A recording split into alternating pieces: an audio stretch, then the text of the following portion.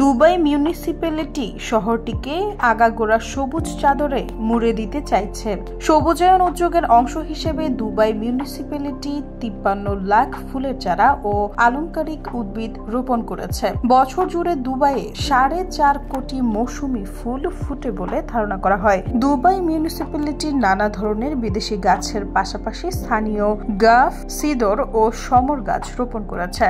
আলংকারিক গাছ হিসেবে রোপণ করেছে নিম, জলপাই, ইন্ডিয়ান জেসমিন ও নানা প্রজাতির তাল গাছ। পরিকল্পিত পন্থায় দৈনিক 600টি গাছ লাগানোর কারণে 2024 সালে সংযুক্ত আরব আমিরাতের সর্ববৃহৎ ও সবচেয়ে জনবহুল বৈশ্বিক শহর দুবাইয়ের মোট ভূমির উল্লেখযোগ্য অংশ এখন সবুজ গাছপালায় ঢেকে গেছে। এছাড়া দুবাইয়ের সবুজ জাদোয়ার নিচে ঠাঁই পেয়েছে চিরসবুজ গাছ, ওয়াশিংটনিয়া, পয়েন্সেনিয়া, পঙ্গামিয়া ও একাশিয়া ফ্রান্সিনিয়ার মতো গাছ।